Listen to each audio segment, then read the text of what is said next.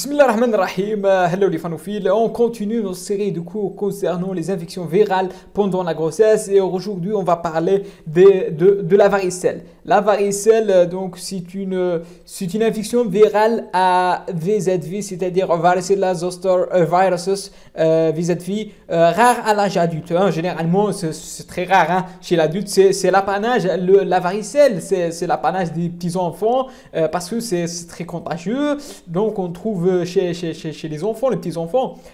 Donc c'est rare à l'âge adulte, 98% des femmes sont immunisées. Donc seulement reste quelques femmes qui ne sont pas immunisées. La transmission interhumaine directe, l'incubation de 14 jours, donc la clinique chez l'adulte ou bien chez l'enfant, c'est la même, presque la même. Seulement, il y a différence entre les deux parce qu'on sait la varicelle chez l'adulte, elle est très très très grave contrairement à chez l'enfant. Donc, la clinique, c'est facile, c'est une éruption maculeuse, papuleuse et prurigineuse.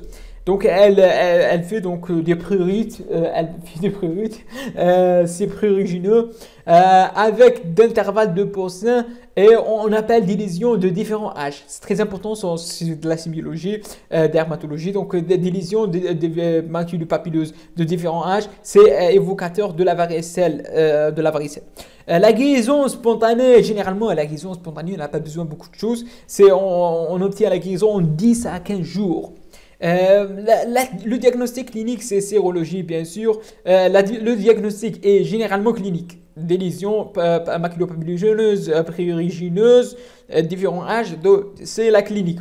Souvent c'est la clinique, mais parfois, rarement, on peut aider par la sérologie. Des risques néonatales, donc bien sûr, les risques maternels, c'est la pneumopathie variceilleuse maternelle, mais c'est rare. Et pour le fœtus, elle est inférieure à 20 semaines d'aménorrhée, donc on a des risques de varicelle congénitale, de varicelle congénitale. 3 semaines avant l'accouchement, on a le risque de varicelle néonatale. 25% maximal de G-5 jusqu'à G2. Donc ça, c'est la varicelle néonatale qui sont bien sûr graves. Zone précoce dans les premières années de vie. La varicelle congénitale, c'est la cicatrice cutanée, retard de croissance intra-utérine, l'atteinte neurologique, oculaire, digestive, pulmonaire, musculaire.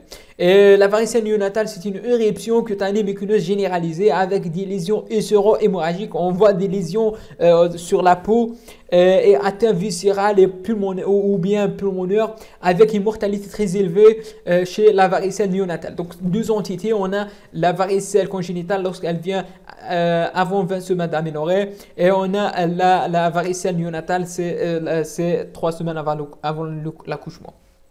Donc, c'est la conduite à tenir devant contact avec un sujet infecté. Première chose à faire, c'est la vérification du statut immunitaire de la patiente, c'est-à-dire la sérologie de VZV.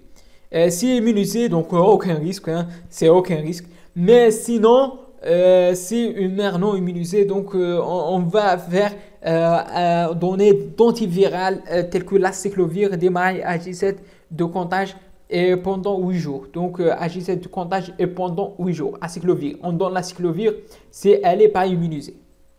Varicelle maternelle inférieure à 20 semaines d'aménorrhée. Traitement antiviral par l'aciclovir.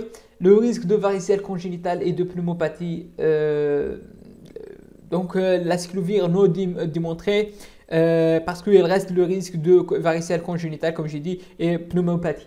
Suivi échographie spécialisée mensuelle à la recherche des signes indicateurs, les brides amniotiques, la retard de croissance intra-utérine, l'atrophie, la défects cutanés, sur la neurologie, les lésions neurologiques, yeux, squelette. On fait amylosynthèse avec PCR viral seulement en cas d'anomalie à l'échographie. Et conduit à tenir à la varicelle aux voisines de terme en torcolyse ses besoins, donc on torcolyse ses besoins pour retarder l'accouchement jusqu'à l'apparition des immunoglobulines maternelles. Traitement maternel et néonatal antiviral par l'aciclovir.